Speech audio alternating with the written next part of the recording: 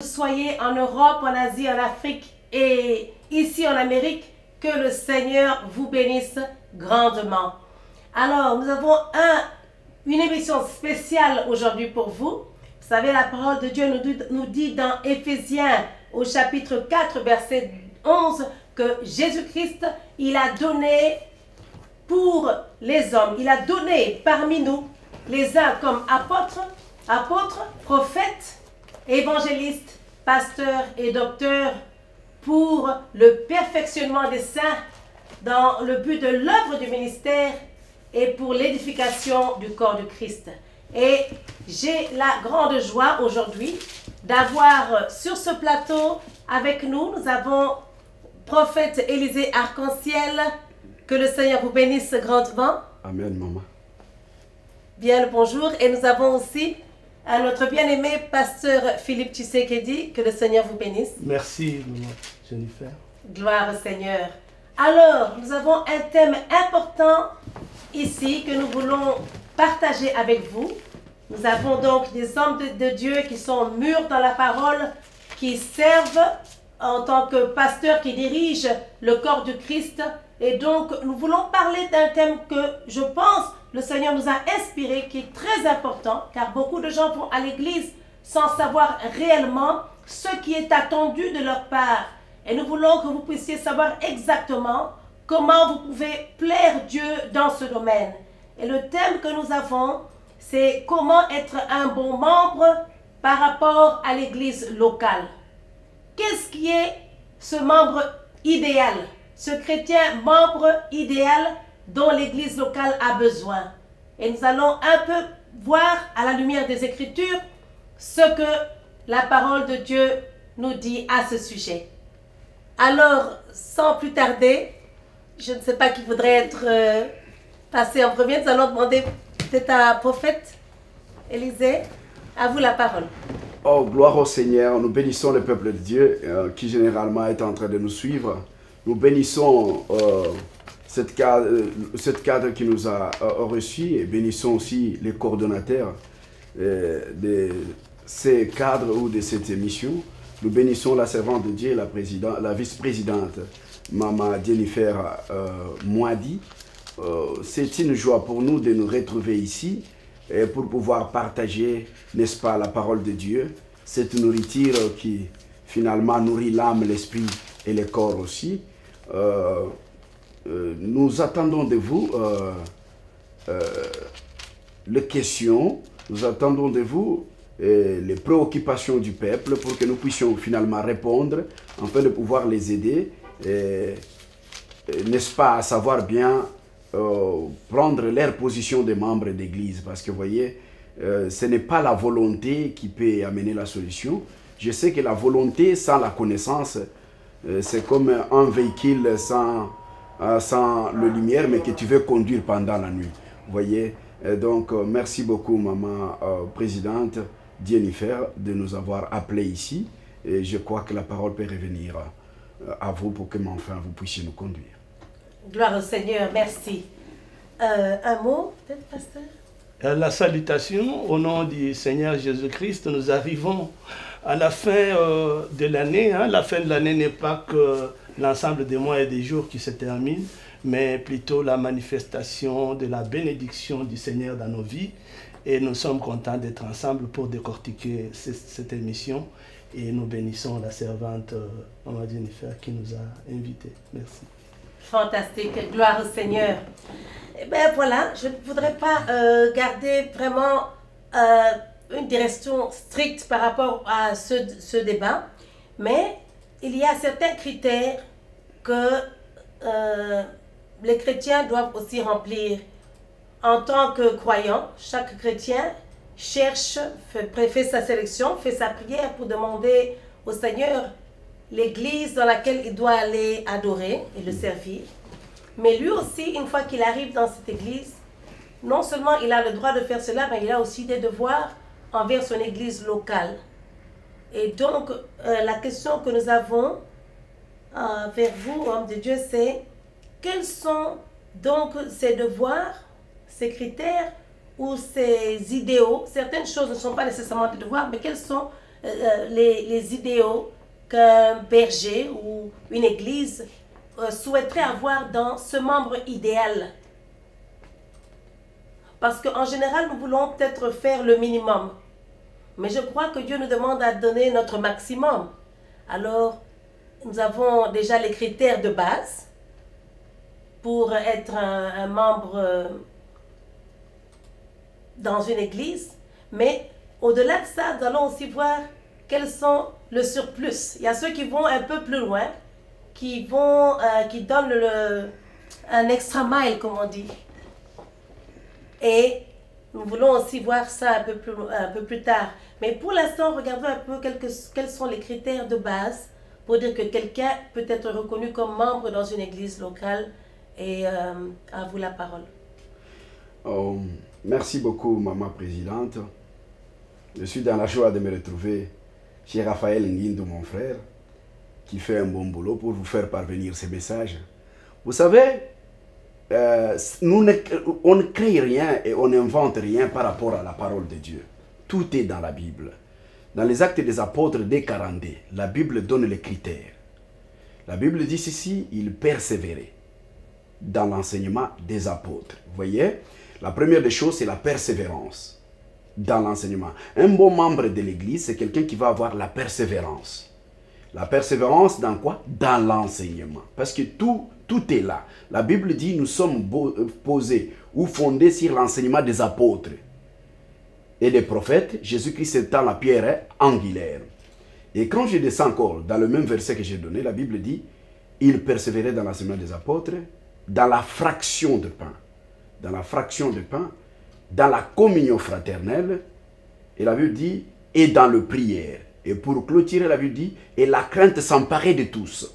C'est comme ça qu'il se faisait beaucoup de prodiges et de miracles par les apôtres. Vous voyez, pour être un bon chrétien, il faut, c'est ça la base, il faut avoir la persévérance dans l'enseignement. Parce que c'est l'enseignement maintenant qui va te montrer ce que tu dois faire. Parce que si quelqu'un n'est pas persévérant à l'enseignement, finalement, il ne saura pas quoi faire. Vous voyez, la persévérance, même quand on pose la question pour savoir comment quelqu'un sera sauvé, la Bible dit, c'est celui qui persévérera jusqu'à la fin qui obtiendra le salut.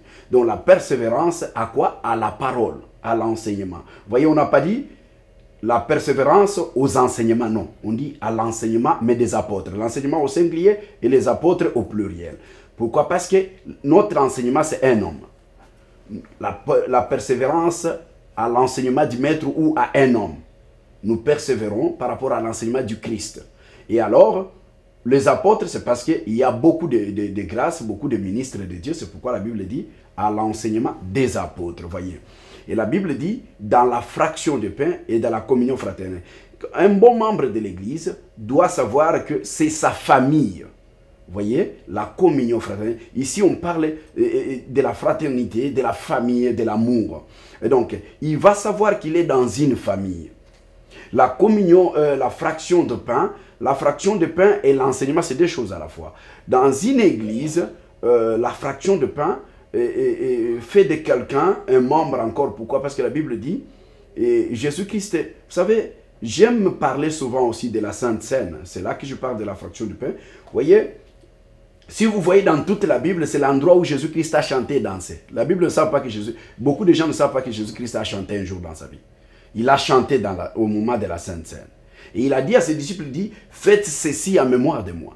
Vous voyez, il y a beaucoup de choses que nous faisons dans les églises que Jésus n'a demandé à personne. Mais il y a une chose qu'il a demandé aux disciples de faire. Chaque fois, il a dit qu'il fasse la Sainte Seine dans la fraction du pain. Lorsqu'on brise le pain, lorsqu'on mange ce pain qui est sa chair et on boit le vin qui est son sang, on participe maintenant à la vie de cette église-là. On participe maintenant à la vie spirituelle de l'église. Et la Bible dit même au salut, à la rédemption, vous voyez. Et quand je continue, la Bible dit, et il persévérait aussi dans le prière. Dans le prière, on n'a pas dit au singulier, on dit dans le prière. Parce qu'il y a beaucoup de sortes de prières. Vous voyez, c'est pourquoi on dit il persévérait dans le prière. Dans le prière, pourquoi? Parce que, comme d'aucuns pouvaient le dire, que la prière est un dialogue. Vous voyez, comment vous voulez, n'est-ce pas, être un membre de l'église? Parce que le conducteur, ce n'est pas seulement le pasteur qui est là, mais il y a un conducteur invisible. Parce que si vous voulez regarder le livre de Colossiens, nous le passé dit, maître, donnez à vos serviteurs des choses équitables, sachant que vous avez aussi un maître dans les cieux. C'est pour dire que nous ne sommes pas maîtres à bord. Et si vous voulez aussi vérifier, vous verrez que lorsqu'ils sont sortis en Égypte, les enfants d'Israël, ils avaient leur maître, ils avaient leur pasteur qui était Moïse. Ils avaient leur conducteur qui était Moïse. Mais au-delà de Moïse, dans le désert, Moïse et son bâton et tout ça, mais ils avaient besoin de la nuée et de la colonne de feu. Et c'est pour ici vous dire que dans une église, comme je le disais, je parlais de l'enseignement, je parlais de la persévérance, je parlais de la fraction du pain, je suis en train de parler de prière.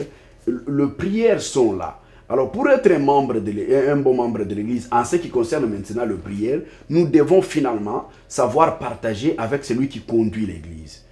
En ce qui concerne les prières, maman, je te dis qu'il y a beaucoup de réalités à relever. C'est un thème très vaste. Mais sinon, nous essayerons un peu d'aider les enfants de Dieu à comprendre et dans quelques lignes ce que nous voulons dire. Un membre de l'Église, un bon membre de l'Église, qui fait le prière sans associer son pasteur, moi je trouve que c'est un dérangeur parfois. Voyez, quand Anna est venue dans le temple, il a trouvé le sacrificateur Élie comme pasteur de cette église. Voyez, Anna s'est mise à genoux dans le même temple, sans demander quoi que ce soit à l'homme de Dieu qui est le conducteur de l'église. Et Anna commençait à prier. Est-ce qu'elle a fait une erreur? Non, elle priait. Et finalement, comment l'homme de Dieu est arrivé à lui poser la question? Est-ce que tu es ivre? Lorsqu'on dit à quelqu'un tu es ivre, ce n'est pas une façon de féliciter quelqu'un. C'est-à-dire qu'Élie a trouvé que ce n'est pas un bon membre de l'église. Ce n'est pas une femme bien pour l'église. Comment elle peut me trouver moi le responsable dans l'église, mais dit rien? Voyez. Maintenant, elle a partagé, l'homme de Dieu lui a dit, et c'est là qu'elle va prendre le temps de lui expliquer ce qui s'est passé. Mais pourquoi il ne l'avait pas expliqué avant? Elle a commencé à expliquer. Et voyez maintenant, pour savoir que l'homme de Dieu était d'une très grande importance, il n'a pas prié avec lui. Il lui a dit seulement les paroles de la foi et qui se sont accomplies. Vous voyez? C'est-à-dire, tout le temps qu'elle avait pris dans la prière là n'était pas considéré devant le Seigneur. C'est-à-dire, il ne faut pas chercher à être dans l'église comme un bon membre tout en rejetant ce que Dieu a établi comme autorité. Ici, je parle de l'autorité d'un pasteur dans une église. Et un pasteur est un responsable spirituel, est un chef spirituel d'une église, que Dieu a placé, s'il vous plaît. Alors, il dépend de quelqu'un, il ne vous conduit pas selon lui, mais selon les modèles, selon l'ordre qu'il reçoit de Dieu. Alors, quand vous les rejetez, vous rejetez icto facto le Dieu qu'il a placé. Il y a beaucoup d'enfants de Dieu qui sont séparés de Dieu, mais il ne sait pas lui-même qu'il est séparé de Dieu parce qu'il croit qu'il prie beaucoup, il croit qu'il fait... Mais pourquoi tu rejettes celui que Dieu a mis là? C'est comme ça que vous voyez finalement, Jésus-Christ respecte les hommes de Dieu. Jésus-Christ considère les hommes de Dieu. Et ici, j'en appelle à tous les enfants de Dieu dans les églises. Si vous voulez marcher bien, être béni, être éclairé, marcher dans la lumière avec Dieu dans votre église où vous êtes, dites seulement que vous n'appartenez pas à une église. Mais si vous appartenez à une église, cherchez à être en unité avec votre pasteur. Et Dieu sera avec vous. Parce que voyez, quand vous êtes dans une église et que vous n'êtes pas en unité avec votre pasteur, vous rejetez Dieu qui l'a placé là. Et en rejetant Dieu, mais pourquoi on est en train d'insulter les enfants d'Israël par Goliath, mais David dit on insulte Dieu. Parce que quand tu insultes celui que Dieu a placé, c'est Dieu que tu insultes, tu ne fais pas attention. Quand tu mets à côté celui que Dieu a placé, et je parlais ici du respect que Jésus-Christ donne à ses disciples, il guérit 10 lépreux. L'un revient pour reconnaître ce que Dieu a dit, Dieu a fait. Et Jésus-Christ lui dit quoi? Va te faire voir au sacrificateur. Et donne-leur ce que Moïse avait dit. Vous écoutez ça? Il veut le ramener là à l'autorité de l'église. Il veut lui dire, il ne faut pas oublier ces gens-là. C'est Dieu qui les a placés. Il dit à celui qui était guéri par lui, le Christ, mais il dit, va-t'en maintenant, te montrer au sacrificateur. Le sacrificateur qui n'était même pas là, qui ne savait même pas ce qui s'était passé. Et une autre personne peut dire, non, c'était une façon seulement de montrer au sacrificateur que vous êtes incapable et que c'est pourquoi il était... Non. Parce que finalement, il a dit, et de leur donner ce que Moïse avait dit. une action de grâce. Au fait, quand vous êtes guéri, il faut reconnaître Dieu par les actions. Il renvoie cet enfant de Dieu à l'église et lui dit de faire son devoir par rapport à son pasteur, à son église. Vous voyez? Et donc, c'est très compliqué. C'est ici que vous voyez finalement, quelqu'un peut se dire un bon membre, détaché de son pasteur. Moi, je dis ce n'est pas un bon membre. Vous voyez? Et la Bible dit, pour finir, je suis en train de donner les critères, jusque-là, je ne suis pas en train. Le cinquième point, je suis en train je vais finir avec ce cinquième point pour remettre la parole à vous. Le cinquième point, la Bible dit, il persévère aussi dans la crainte de Dieu. Vous voyez? Il persévérait dans la crainte de Dieu. Et c'est comme ça qu'il y avait beaucoup de prodiges et de miracles. Vous voyez? La crainte de Dieu est une base solide pour un enfant de Dieu. C'est-à-dire un bon membre de l'église. Parce que c'est, voyez, c'est un bon thème en fait. Quand vous dites un bon membre de l'église, hein, ce n'est pas un bon membre d'une mutualité. Ce n'est pas un bon membre d'un club. Ce n'est pas un bon membre d'une école. Mais c'est un bon membre d'une église, vous voyez. Donc, une église est régie par la parole de Dieu. Et la parole de Dieu nous amène à la craindre. Vous voyez, c'est ça, mais vous voyez ce que vous dites ici? C'est l'évangile éternel. Être un bon membre, c'est être dans l'évangile éternel. L'évangile éternel nous amène à craindre et à adorer. Vous voyez, c'est ce que l'Apocalypse dit. Un ange de l'évangile éternel était en train de voler avec un rouleau dans sa main. Il criait d'une voix forte, il disait, craignez l'éternel, rendez-lui et lui seul la gloire. Donc, on parle de la crainte et de l'adoration. Vous voyez, un bon membre, c'est celui qui craint et qui adore. Vous voyez, et un bon membre, c'est celui qui prie. Un bon membre, c'est celui qui respecte l'autorité spirituelle établie. Un bon membre, c'est celui qui participe à la fraction du pain. Un bon membre, c'est celui qui considère son église comme sa famille. Un bon membre est celui qui persévère dans l'enseignement. Et pour terminer, Jérémie dit, il prendra l'un dans une famille, l'autre dans une ville, l'autre dans un quartier, et il les donnera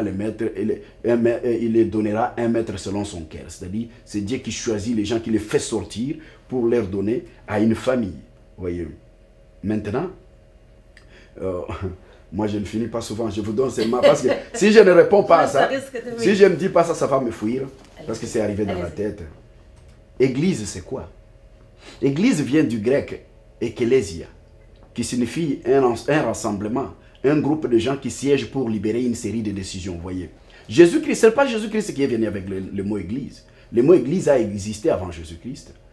Voyez, c'était un rassemblement, un groupe de gens qui se mettaient ensemble, des sages au fait, pour libérer une série de décisions. Mais quand Jésus-Christ, qui sortait en dehors, il sortait en dehors de la ville pour prendre des décisions, comment diriger cette ville-là. Mais maintenant, quand Jésus-Christ vient, il dit, toi tu es Pierre et sur ce roc, je bâtirai mon église. C'est-à-dire, cette fois-ci, ce n'est pas des gens qui le feront, c'est moi-même qui va prendre la décision sur mon église. Voyez, un membre de l'église, c'est quelqu'un qui est en dehors. Un bon membre de l'église qui est en dehors de la vie du monde, mais qui est dans la vie spirituelle de l'église. Voyez, gloire à Dieu. Gloire au Seigneur. Merci. Donc nous avons retenu 5 points, c'est ça? 5 points. Vous avez dit quelqu'un qui est assuré dans la doctrine, persévère dans la doctrine des apôtres. Dans l'enseignement en fait. Dans l'enseignement. On a parlé du partage. Fraction de pain. Fraction de pain. Communion fraternelle. Communion fraternelle. Donc. Crainte de Dieu. Crainte de Dieu et la prière. Et prière. Gloire au Seigneur. Vous avez dit quelque chose qui a attiré mon attention. Vous avez parlé de un membre d'église, ce n'est pas comme être membre d'un club ou de quelque chose de ce genre-là. Je poserai peut-être la question l'un ou l'autre peut répondre, mais donc au fait il y a une différence parce que quand vous êtes dans l'église, vous êtes membre, mais quelle est la différence selon vous? J'ai un point de vue. D'accord. Merci pour la parole. Il est vraiment très important de parler de ces choses. C'est vraiment, je remercie l'Éternel pour l'opportunité. Nous nous complétons bien entendu dans ce que nous sommes en train de dire. Et je voudrais aussi apporter ma part de contribution pour pouvoir répondre, avant de répondre à votre question. Pour moi, tout ce que le prophète a dit est tout à fait vrai. Je vais seulement ajouter, appuyer avec quelques points. Je commence par le commencement. C'est-à-dire qu'être membre de l'Église, c'est d'abord avoir répondu à un appel.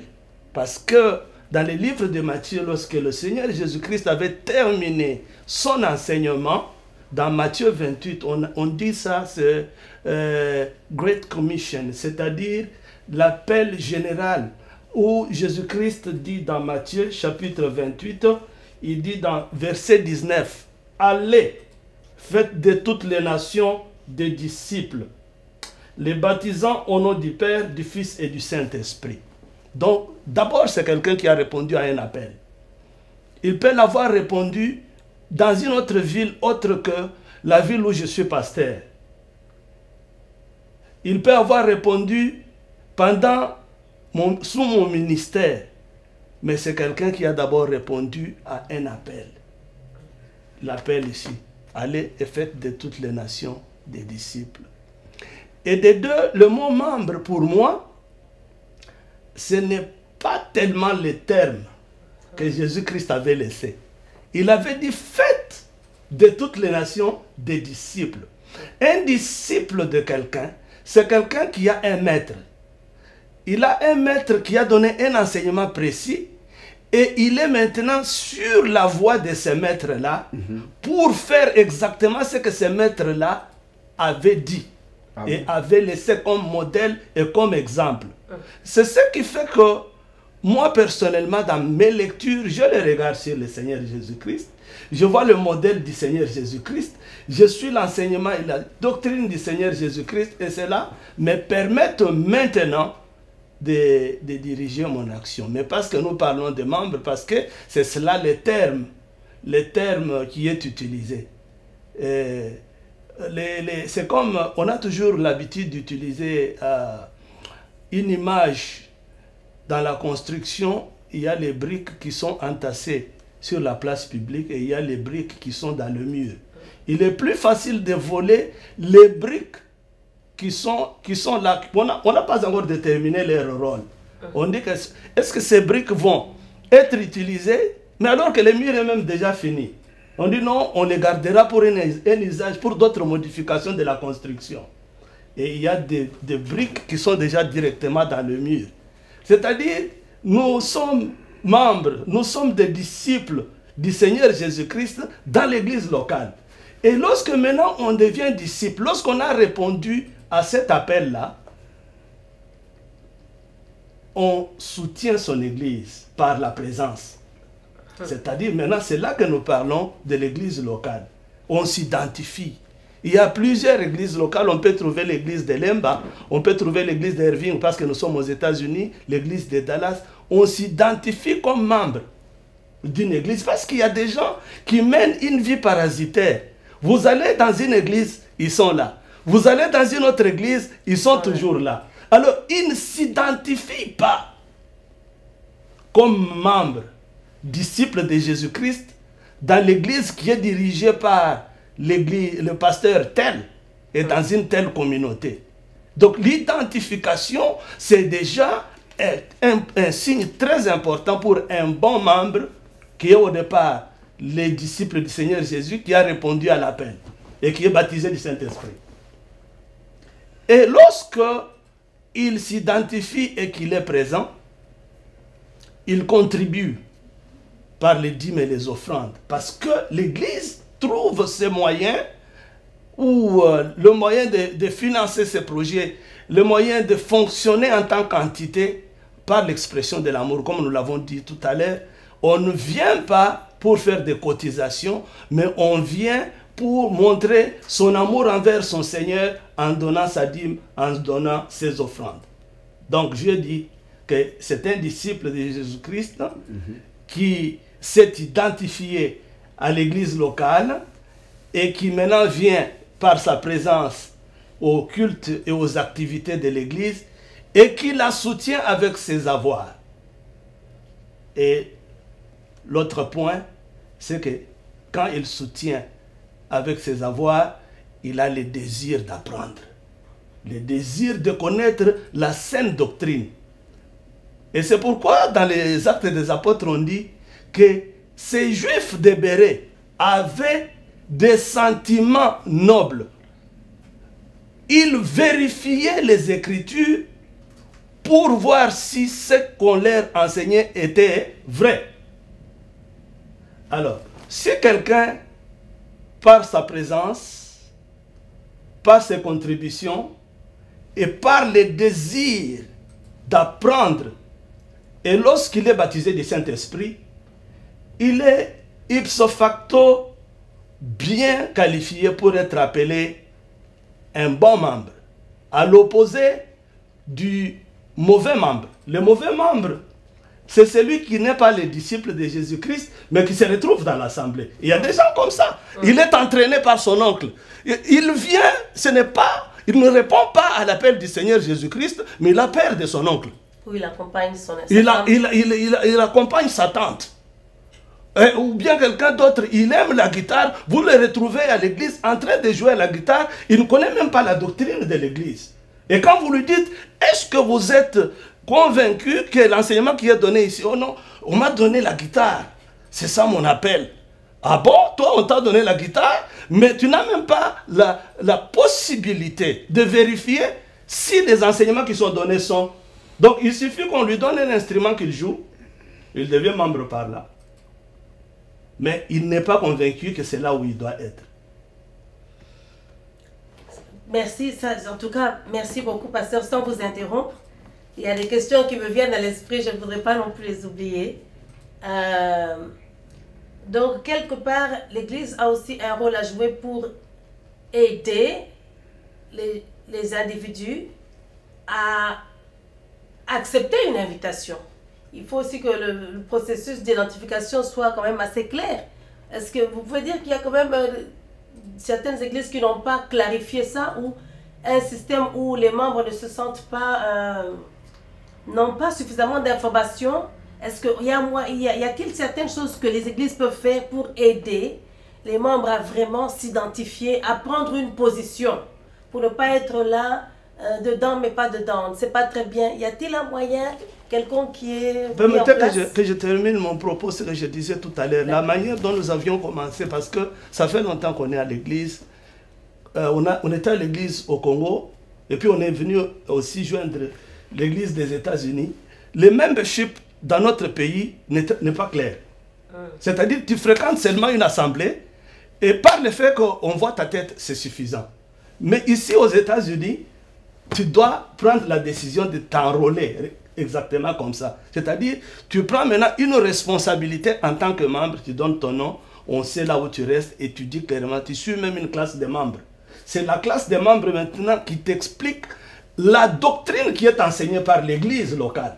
Parce que comment est-ce que tu vas maintenant adhérer à une église pour laquelle tu ne connais pas la doctrine? Il faut qu'on te montre. Si tu es d'accord, tu dis, je suis maintenant d'accord pour devenir membre de cette église ici. Mais si tu n'es pas d'accord, tu dis, selon ce que vous m'avez expliqué, je ne suis pas convaincu, donc je ne vais pas devenir membre de cette église. Quant à répondre maintenant à la question de savoir si l'église peut aller maintenant aider les gens à répondre à l'appel, mais c'est le rôle tel que Matthieu le dit ici. Allez et faites de toutes les nations. Parce qu'en fait, on a découvert qu'il y a des églises, selon les études, les églises événementielles, les églises programmes, les églises caractérisées par autre chose qu'aller chercher les âmes perdues.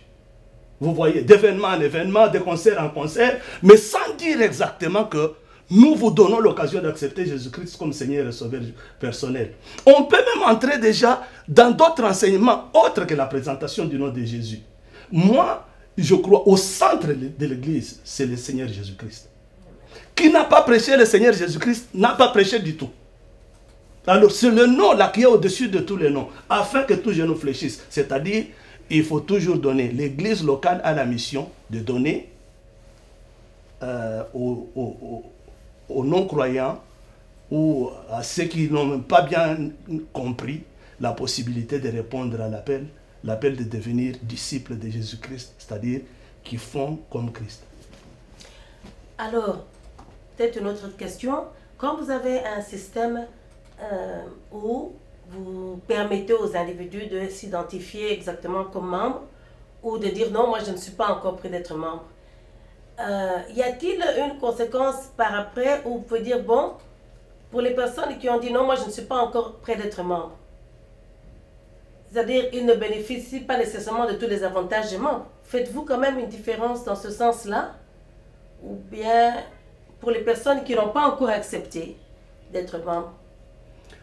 Bon, justement pour répondre, je m'excuse de monopoliser la parole, mais c'est une partie que je maîtrise peut-être, comme le prophète aussi maîtrise très bien.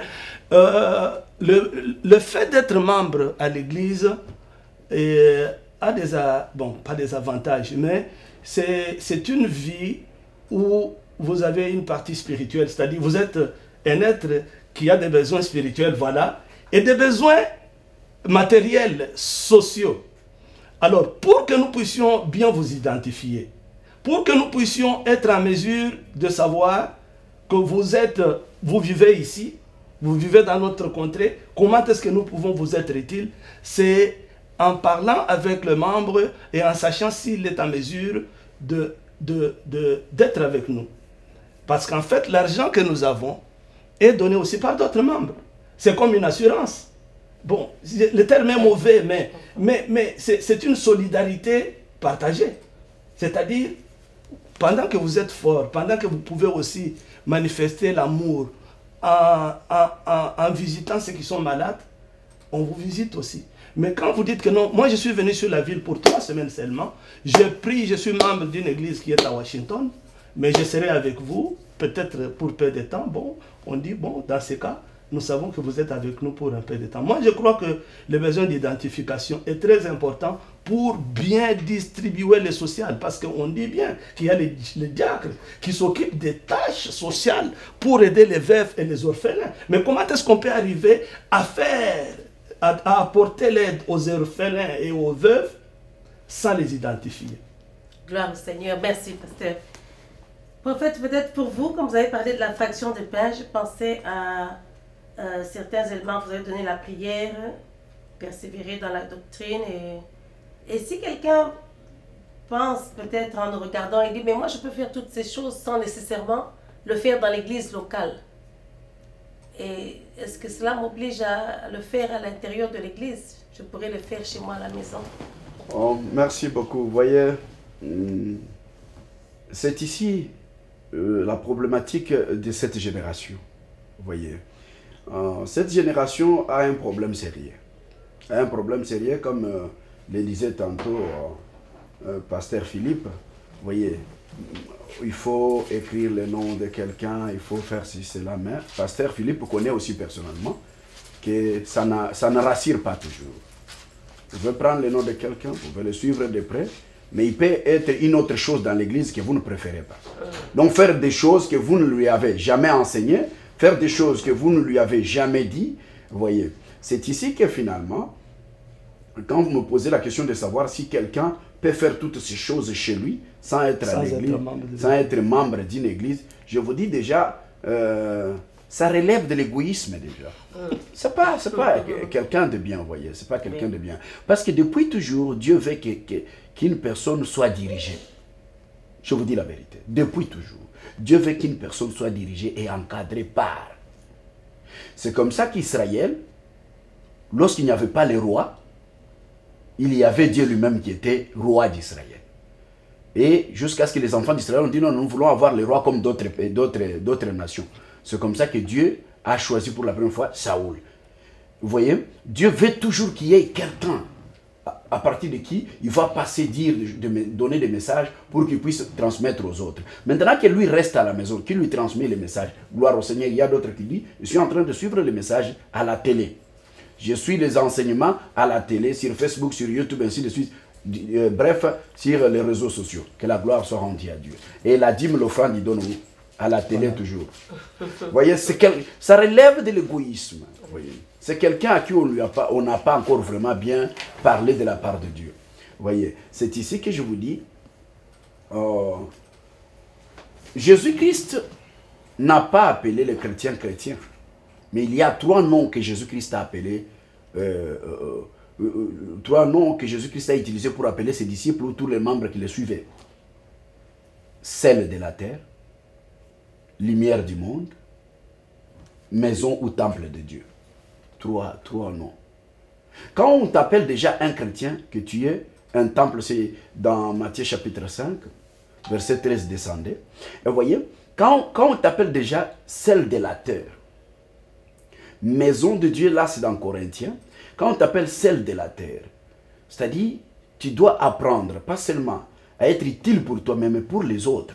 Alors quelqu'un veut rester à côté, il n'est pas chrétien. Parce que la Bible dit, celui qui se retire de son œuvre, il est le frère de celui qui l'a détruit. Ouais. Et la Bible dit, nous ne sommes pas de ceux-là qui se retirent pour se perdre. Donc, il faut faire attention. Dans l'église, quand quelqu'un se retire, hein, ce n'est pas... Selon lui, il pense que c'est pour être trempé. Mais la Bible ne dit pas comme ça. La Bible dit, celui qui se retire, il se retire pour se perdre. Vous voyez. Et donc, c'est ici que je te disais que nous n'avons pas de réponse à vous donner, mais nous allons vous répondre, nous allons vous donner la parole de Dieu. Vous voyez, un homme de Dieu, ce n'est pas quelqu'un qui vient avec son intelligence. C'est pourquoi Paul dit, nous ne sommes pas basés sur... notre enseignement n'est pas basé sur le discours persuasif de la pensée humaine, il dit, mais sur la démonstration, vous voyez. Il dit, c'est sur cette richesse qui est dans la Bible que nous partageons avec vous. En fait, quand quelqu'un se retire, ça relève, n'est-ce pas, de l'égoïsme, ce n'est pas quelqu'un de bien. Même quand il se retire là, ce n'est pas pour être sauvé, mais c'est pour se perdre. C'est ce que dit la Bible. Même si toi qui me suivras partout, tu penses que tu t'es retiré pour être sauvé, non, non, ça c'est pas dans la Bible. Tu t'es retiré de ton église locale pour te perdre. Ou bien tu as choisi notre église, gloire à Dieu. Mais si tu t'es retiré pour rester chez toi, faire ta maison une église, c'est pour te perdre. Et d'ailleurs, pour compléter, comme le prophète dit, il a donné aux uns comme pasteurs, aux autres comme prophètes, aux autres comme enseignants, aux autres comme... Mais pour l'édification, c'est-à-dire quand lui va suivre à la télévision, parce que ces ministères sont donnés à l'église, l'église locale. C'est-à-dire, c'est en présence de ces docteurs, en présence de ces prophètes, que le peuple qui vient, parce que ces gens n'ont pas reçu les ministères pour eux-mêmes. Ils ont reçu les ministères pour aider ceux qui viennent. Mais maintenant, toi, tu t'es retiré. Tu es à la télévision. Bon, avec qui? Donc, en train de sélectionner les prophètes que tu veux, qui ne te connaissent pas, parce que c'est une vie interactive.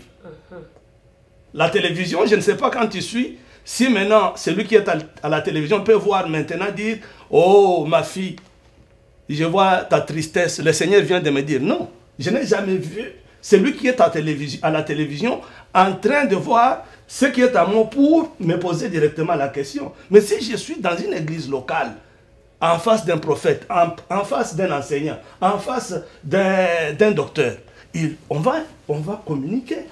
Et je crois que la vie interactive est très importante. Vous voyez, comme je disais tantôt, maman, pour terminer, vous voyez, Jésus-Christ dit, vous êtes la lumière du monde. Or, la grande lumière, c'est lui-même Jésus-Christ. Amen. Alors, si je veux parler de lumière, nous avons cette lampe, et lui, il est la dernière des lampes, la grande lampe. C'est pourquoi il dit, Jean était une lumière, il était une lampe, vous avez voulu vous jouir une heure dans sa lumière. Moi, j'ai un grand témoignage plus que Jean. Il veut dire, moi, je suis une très grande lumière. Mais finalement, cette lumière qui nous a connectés à la réalité, il nous a choisi pour faire de nous des lampes. C'est pourquoi la Bible dit, il y avait 10 lampes, 10 vierges, 5 lampes qui avaient l'huile et d'autres. En fait, il n'y avait pas 10 vierges, il y avait 5 vierges froidées. C'est-à-dire 5 folles et 5 sages. C'est-à-dire, nous parlons seulement ici des ministres, comme il a dit. Mais maintenant, le problème, c'est quoi? Comme je le disais tantôt, une lumière. Jésus-Christ donne une parabole, il dit, on n'allume pas une lumière pour la mettre sous un boisseau, mais c'est pour la mettre sur la table, afin qu'elle éclaire ceux qui sont où? Dans les ténèbres. Ceux qui sont dans les ténèbres et ceux qui sont dans la maison. Dans la maison. Vous voyez, la Bible dit, pour éclairer ceux qui sont dans la maison. Dans la maison. Et toi, tu n'es pas dans la maison, tu es chez toi. Ok. Donc, cette lumière qui est apôtre, cette lumière qui est docteur, cette lumière qui est évangéliste, ne viendra pas chez toi. Ouais. Correct. Amen. On allume une lampe. Qui allume? Jésus-Christ. Jésus-Christ. La lampe, c'est qui? C'est moi qui est assis. La lampe, c'est lui. Pourquoi? Parce que la Bible dit, quand David est allé dans la guerre, du temps, il avait un général Abishai. Abishai a refusé. Et tout le peuple d'Israël ont dit, pourquoi tu cherches à éteindre la lampe d'Israël? Qui était la lampe d'Israël? C'était David. Vous voyez? Donc, et une lampe de l'Éternel, c'est cet homme de Dieu qui est là. Et il donne cette lumière. Vous voyez? Alors, Il est la loi de Dieu physique dans le temple. Voyez, bon, ça c'est beaucoup plus prophétique. Bon, je voudrais seulement dire, parce que si je vais entrer là-bas, je peux me retrouver chez mon bien-aimé Salomon. Ça va être un peu compliqué. Je reviens ici. Oui. Alors, c'est pour ici vous dire que une lampe, on l'allume, on la met sur la table dans une maison pour éclairer ceux qui entrent. Et ceux qui sortent, la lumière ne les suit pas. La lumière est là pour les disponibles de la maison. Et celui qui sort, la lumière n'est pas pour lui. Non. Ça, c'est la Bible, maman. Ici, je n'ajoute pas. Je vous avais dit qu'on ne dira pas quelque chose de nous. On dira des choses de la Bible. Alors, maintenant, il faut demander à tous ces gens-là, qu'est-ce que tu as fait avant de partir? Tu as pris la lampe, tu es parti avec elle, tu l'as brisée, tu l'as divisée par deux, tu as pris ta partie. C'est comment? Ça, c'est une chose. Et deuxième des choses, la Bible dit, il a donné, lui qui est monté, lui-même qui est descendu, jusque dans les régions inférieures, il a ramené les captifs. Vous voyez, nous avons existé avant d'exister. Et le diable nous avait mis dans les cachots, en dessous de la terre. Ça, c'est spirituel. La Bible dit, nous étions captifs. C'est nous, il nous a ramenés. Il a ramené les captifs, il a fait de nous. Il nous a fait maintenant les dons. Nous qui autrefois étaient des captifs, aujourd'hui nous sommes devenus les dons pour l'Église. Et l'Église, c'est quoi? C'est tous les membres qui sont venus. Alors que les membres, là, maintenant, commencent... C'est ce que je disais, je vous avais déjà donné les 5 points ici.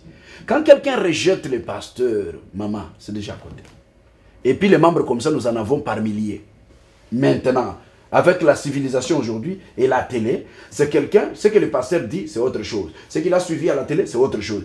Maintenant, il ne sait pas à quel bout se vouer, à quel point. Maintenant, il commence à agir comme ça, comme un fou. C'est compliqué. Voyez.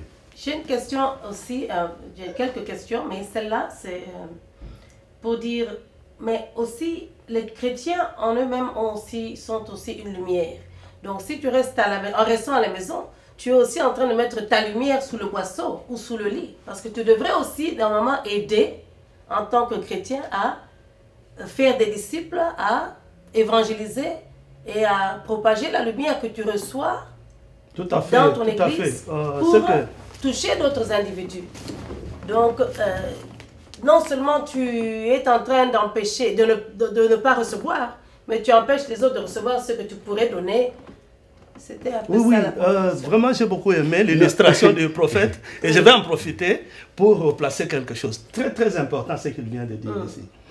L'Église, je veux donc tout simplement parce que nous parlons de ceux qui se retirent, qui ne veulent pas, et le prophète l'a bien dit, est-ce que tu as ramené la lampe? Et je vais un peu nuancer avec quelque chose. Je vais comparer l'Église à l'Église locale. Là, je vais faire allusion à la croissance, parce que ceux qui se retirent ne contribuent pas à la croissance, en fait. Mais, voyez, hein, l'Église est comparable à un bus qui part, par exemple, de Fort Worth vers Dallas. On connaît que nous partons de Fort Worth et notre destination finale, c'est Dallas. C'est-à-dire, Christ a dit, lorsque nous aurons reçu cette bonne parole, l'objectif, c'est quoi? C'est la vie éternelle. C'est-à-dire le dernier point d'arrivée. Mais curieusement, voilà là où peut-être ça va avoir un sens, ce que je viens de dire. Entre Dallas et Fort Worth, il y a plusieurs stations. Il y a station de Euless, il y a station d'Irving, et il y en a qui descendent, qui disent que nous avons trouvé notre destination finale, c'est Irving. Nous avons trouvé notre destination finale, c'est Euless. Nous avons trouvé notre destination finale plus proche de Dallas. Qu'est-ce que ça veut dire? Quelqu'un vient à l'église. Lorsqu'il a trouvé le mariage, c'est fini. Il n'est plus membre de l'église. Quelqu'un vient à l'église. Lorsqu'il a attrapé le miracle qu'il cherchait, il ne vient plus à l'église. Vous le voyez à la cité, parce qu'ici on a semblé dire tout simplement peut-être un conflit avec le pasteur. Mais le conflit peut se résoudre. Les conflits avec d'autres membres peuvent se résoudre. Mais lorsque l'objectif de base était seulement le mariage, lorsque la personne n'était motivée que par le mariage ou la naissance des enfants, il y a eu peut-être ce qu'on appelle, on n'a pas eu d'enfants, et puis lorsqu'on a des enfants, cette personne-là est convaincue qu'elle n'a plus de raison de venir à l'église. Vous la voyez à la cité, vous lui dites tout ce que vous pouvez lui dire, il vous dit, le Seigneur m'a déjà visité. C'est-à-dire, elle est partie de Fort Worth, non pas pour arriver à Dallas, mais pour descendre à Euless. Et ce sont des personnes comme ça, démotivées complètement. Vous leur dites, mais revenez. Il dit, j'ai déjà trouvé. Et puis il y a encore une nuance encore que je voudrais apporter. Autour du Seigneur Jésus-Christ, il y avait deux types de personnages. Il y avait les foules et il y avait les disciples. Souvent, on dit, il y avait beaucoup de foules, il y avait une foule et il y avait aussi ses disciples. Mais lorsqu'il est parti, il n'a pas dit, faites des disciples les foules. Mais il a dit, faites de toutes ces foules mes disciples. Amen. Amen. Les foules, c'est des curieux. On peut les retrouver parmi les membres parce que notre thème, c'est un bon membre. On peut trouver une foule dans l'église, mais qui n'est pas une foule de disciples. Les curieux, ils viennent, c'est-à-dire, moi j'ai connu un membre de l'église à l'époque qui était un vendeur des assurances. Quand il arrive à l'église, tu vois seulement une tête en train de tourner comme un projecteur. Moi, je croyais qu'il était en train de recevoir les enseignements alors qu'il comptait les têtes des membres et multipliait par le taux de l'assurance qu'il avait. Oh, pasteur, ici, il y a vraiment 80 contrats d'assurance. Donc, il y a même les vendeurs de marchandises qui viennent à l'église. Alors, vous croyez qu'ils sont venus là pour recevoir Jésus-Christ, pour être membres, mais ce sont des commerçants qui ont leur destination. Et leur destination n'est pas la vie éternelle. Quand ils arrivent à leur arrêt, leur gare, ils descendent. Quand ils ont vendu toutes les assurances, ils descendent. Vous ne les voyez plus. Parce qu'il a vendu toutes les assurances. Gloire au Seigneur, merci. Donc nous retenons déjà, chers amis, que pour être un bon membre, il faut répondre à l'appel. Nous savons aussi que l'Église doit aussi faire un appel clair pour qu'il y ait un certain cheminement, pour que chaque personne puisse répondre à cet appel. Nous avons deux questions qui nous restent ici, et ce sera comment pensez-vous qu'un bon membre devrait réagir? Disons qu'il rencontre quelques personnes de son église, un frère et une sœur de son église qui ne sont pas mariés, dans une situation compromettante. Comment est-ce qu'un bon membre devrait réagir par rapport à cette situation? Il n'est pas parenté à ces personnes, mais il aura remarqué ou vu quelque chose. Qu'est-ce qu'un bon membre devrait faire dans une telle situation? Moi ou le prophète? Écoutez, comme vous venez d'intervenir, peut-être... Oui, j'essaie là, toujours la profondeur. Merci beaucoup, vous savez. Brillez pas, comme ça il peut s'ajouter quelque chose. J'aime beaucoup vraiment faire cette complicité avec Pasteur Philippe. Oui. Vous voyez, un membre qui est en train de désobéir à la parole de Dieu, vous voyez, ou bien un membre qui donne l'apparence d'une désobéissance.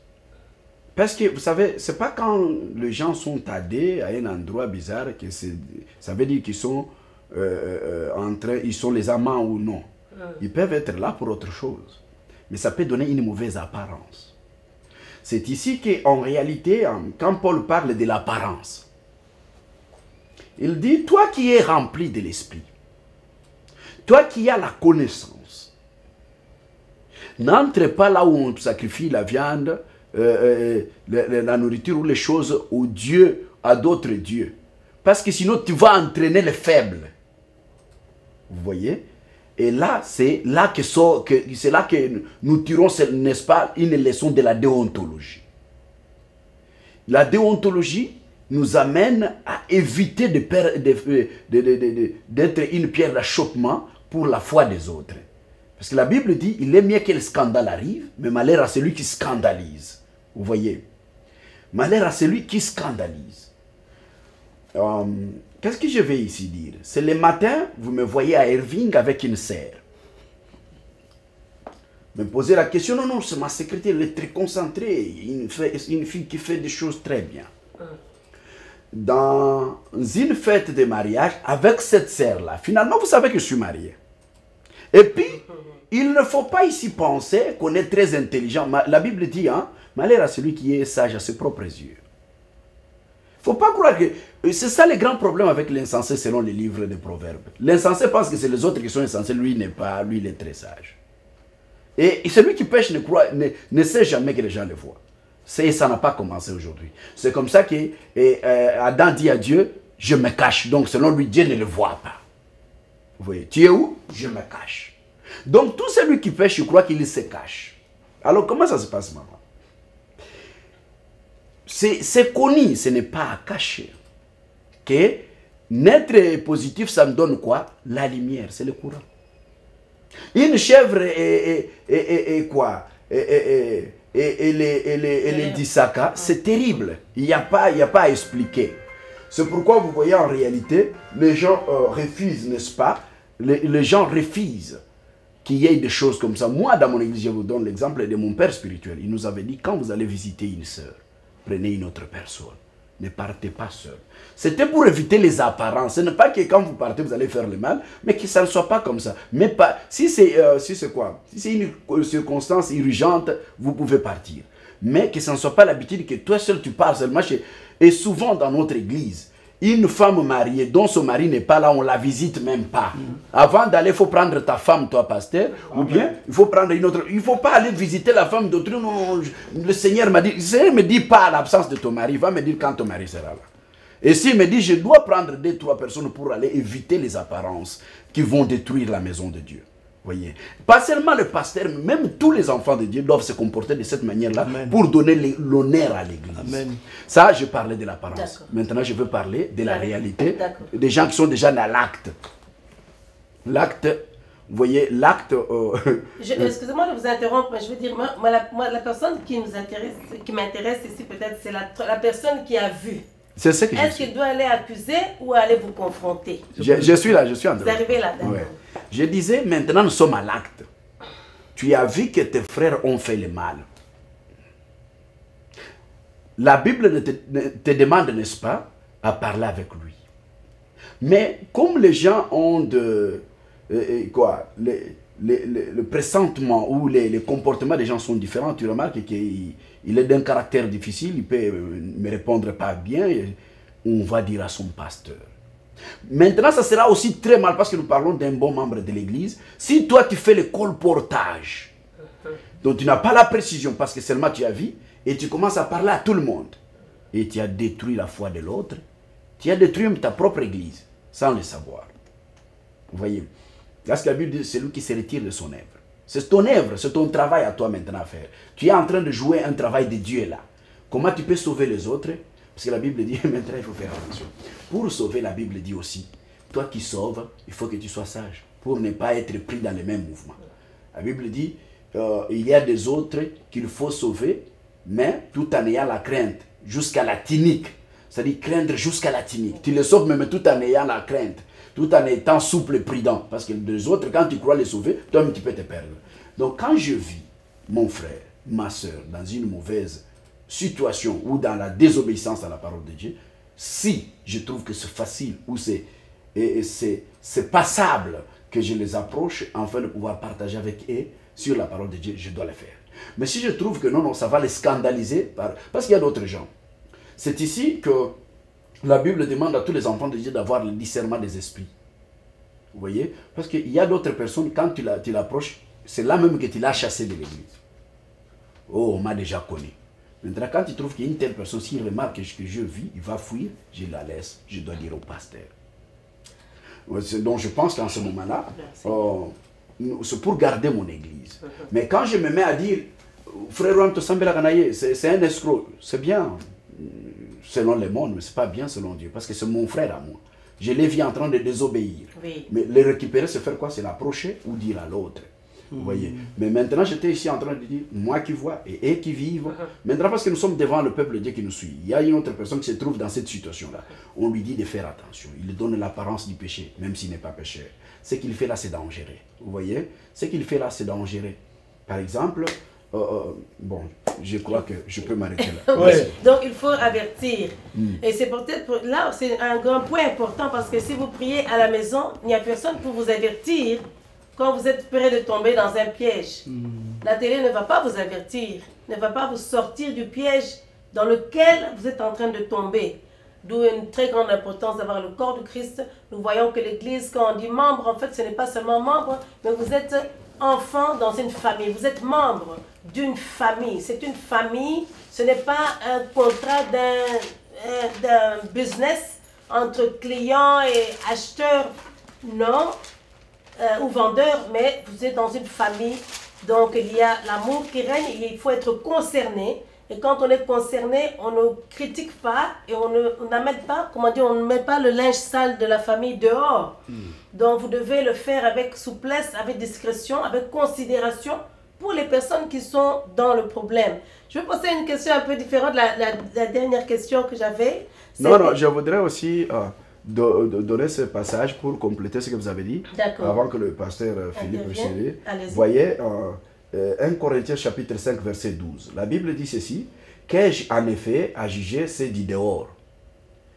N'est-ce pas, c'est du dedans que vous avez à juger.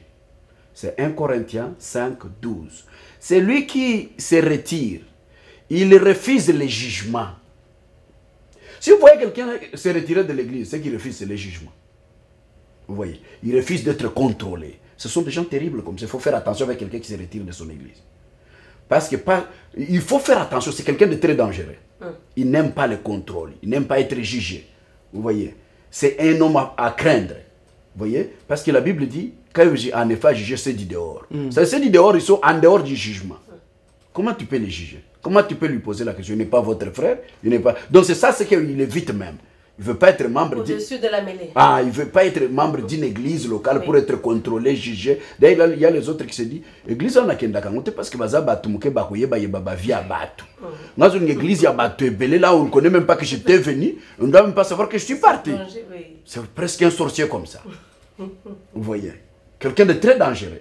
Mais les églises bien organisées, même s'il y a beaucoup de gens, il y a le pasteur qui le partage en cellules pour être contrôlé.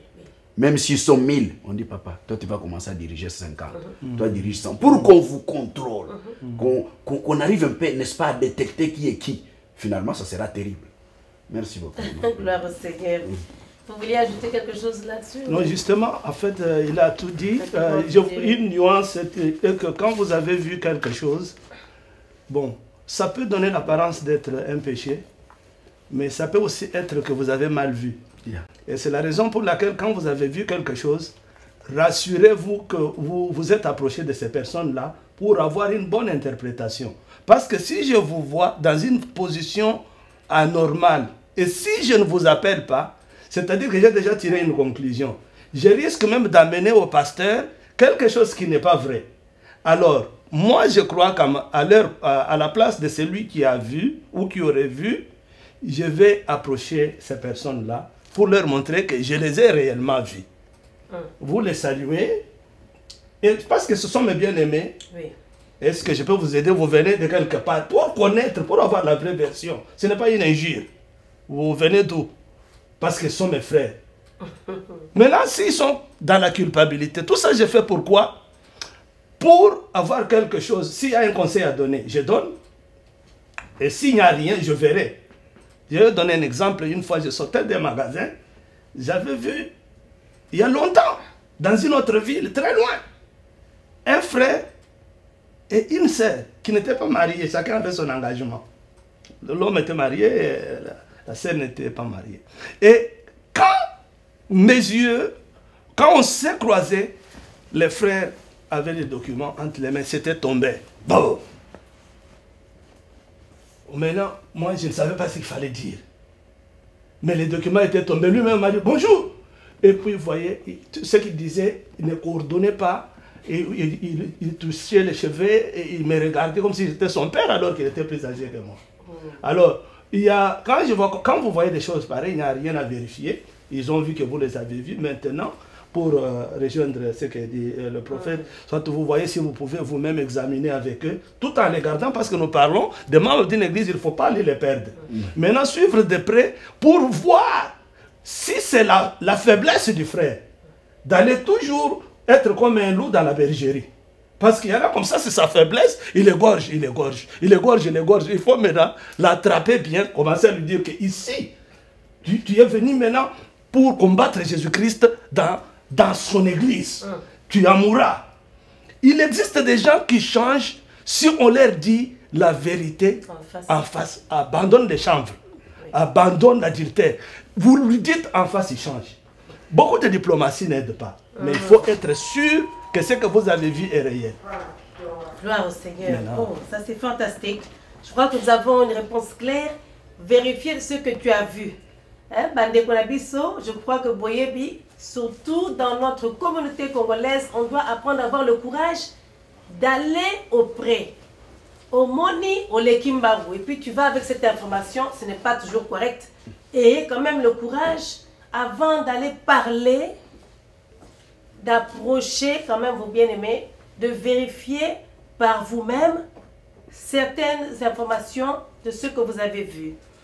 Gloire au Seigneur. La dernière question que nous avons ici pour vous, c'était toujours dans Ephésiens 4, on a parlé du verset 11 qui nous dit comment Dieu a donné les 5 ministères pour le perfectionnement des saints. Mais il nous dit au verset 14, afin que nous ne soyons plus des enfants. Je pense que pour être un bon membre dans une église, tu dois être quelqu'un qui a la volonté de grandir. Nous sommes plantés quelque part pour grandir, pour croître, etc. Mais la question serait, j'espère ne pas avoir répondu vraiment à la question, mais que pensez-vous de l'importance de la croissance en tant que membre dans l'Église? Pourquoi est-ce que cela est important de grandir? Quelqu'un ne peut-il pas rester comme il est là, chrétien, mais a-t-il besoin d'aller plus loin?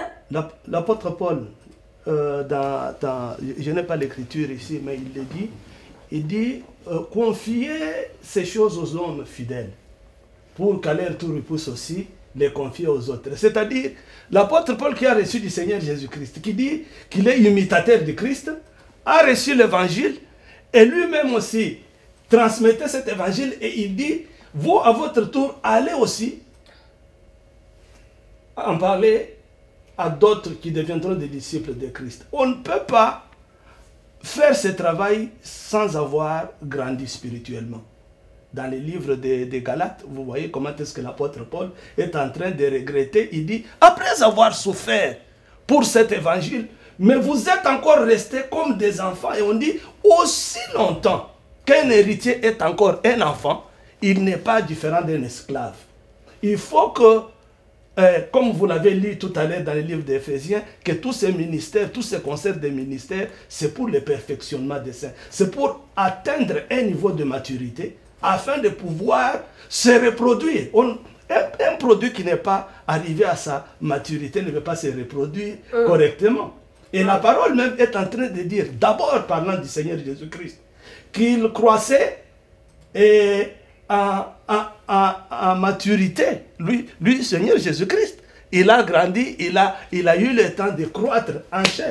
C'est-à-dire, à 30 ans, il a évolué jusqu'à atteindre une certaine maturité sociale, quand bien même il était lui-même Dieu, mais c'est la Bible qui le dit. Donc, il faut arriver à atteindre une certaine maturité afin de pouvoir se reproduire, reproduire la vie de Jésus-Christ. Même mener une vie de miracle, une vie qui montre que vraiment on manifeste la puissance du Seigneur Jésus-Christ. Le prophète l'a dit tout à l'heure ici, que l'évangile que nous prêchons ne se traduit pas seulement, ne se limite pas seulement par l'expression, par les paroles de l'intelligence humaine, mais la manifestation de la puissance de Dieu. Alors cette puissance de Dieu, pour pouvoir la manifester, il faut d'abord avoir mûri, avoir atteint un certain niveau, afin d'obtenir un ministère et d'impacter les vies des autres, aller de l'avant. Gloire au Seigneur. Alors, pour répondre à un homme qui dirait, bon, nous dans notre maison, c'est ma femme qui prie beaucoup, on a des témoignages, des miracles, moi, nous confions ce domaine-là à mon épouse, de gérer les affaires spirituelles, pendant que moi, je travaille, je fais les autres histoires, je suis chrétien, mais on préfère confier ça à la dame, parce que il n'a pas le courage d'aller plus loin. Le Corinthiens 12 que vous avez lu tout à l'heure, il dit, il a donné aux uns comme. C'est-à-dire que même dans une maison, vous voyez dans la maison de Marthe, parce que vous parlez de la maison. Dans la maison de Marthe, ils avaient plusieurs rôles. Il y avait Marthe qui était une femme accueillante. Et c'est ça qui l'a caractérisée. Elle passait tout le temps à cuisiner. Elle s'est même plaint un jour. Elle a dit, Seigneur, ne vois-tu pas que moi je suis en train de passer le temps de préparer la nourriture alors que Marthe passe le temps. Marie est assise à tes pieds ne faisant rien. Et Jésus-Christ a tranché, il a dit, je sais, mais une chose est vraie, que Marie a choisi une bonne part. C'est-à-dire, même dans la maison, différents ministères peuvent se manifester. Alors, différents dons, différents ministères. Et cela a caractérisé la vie de cette famille, de sorte que, quand Lazare est décédé, c'est plutôt Marthe dans son empressement social, Marthe dans son caractère d'accueil, qui est allée d'abord. Mais Marie, quand elle a suivi, elle s'est jetée aux pieds du Seigneur Jésus-Christ. Et le miracle a eu lieu. Dans une maison, dans une famille, il y a la complémentarité dans les dons et dans les ministères. Et bon, le chef de la famille, le rôle tel que la société le décide, c'est l'homme. Oui. Mais en termes de ministère, moi, ma femme avait prié pour mon père qui était très malade et mon père était soulagé. Et moi, je n'avais pas eu la capacité de pouvoir le faire. Donc, entre l'homme et la femme, il y a des choses que l'homme a, que la femme n'a pas, et les choses que la femme a, que l'homme n'a pas. Mais le tout, c'est de respecter l'autorité telle que Dieu l'avait établie. Mais le ministère, on peut, tout en ayant un fils ou une épouse dans la maison, oui. Elle peut avoir un ministère puissant, le fils peut avoir un ministère puissant, cela n'exclut en rien, ne dérange pas mon autorité de mari ou de père. En tout cas, gloire au Seigneur, je crois que c'est un sujet très vaste. On sent qu'on n'a pas vraiment atteint la profondeur de tout ce qu'il y avait à dire, mais nous voulions juste partager quelque chose avec vous, que vous sachiez qu'il est important d'être un bon membre dans votre église locale. Il y a des bénédictions qui sont attachées seulement à ceux qui sont plantés dans la maison de Dieu. Vous allez voir que ceux qui ont persévéré sont des familles bénies et leurs vies sont transformées. Ne restons pas à la maison, trouvez un endroit où vous pouvez être attaché, où vous pouvez écouter un leader que vous pouvez suivre et dont la parole est en accord avec les Écritures. Et je crois que le Seigneur va nous bénir, nous aurons des familles bénies, nous aurons des assemblées bénies. Nous voulons juste vous remercier.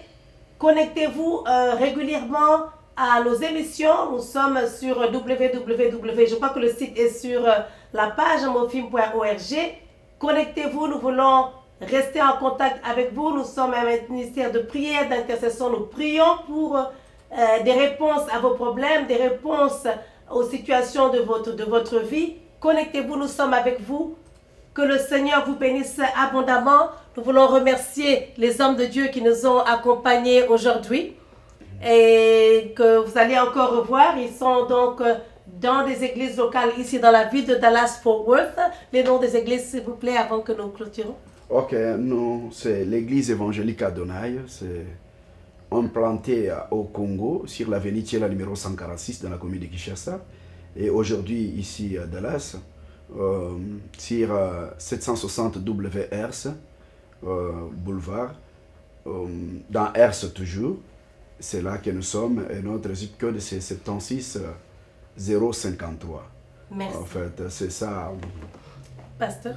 Oui, moi, nous, c'est l'église de la montagne de prière qui est en fait une église Foursquare. Foursquare, c'est une église qui est répandue à travers le monde, mais nous sommes une branche de Foursquare basée à Euless, zip code 76040, voilà, 1915. Adresse? 1915, Kenneth Drive. Kenneth Drive. À Euless, Texas, 76040. Gloire au Seigneur, sachez que comme Élie était un homme de la même nature que nous, il a prié pendant 3 ans et demi et il n'y a pas eu de pluie. Nous pensons que le Seigneur nous a fait de nous des gouverneurs spirituels et avec nos paroles, nous pouvons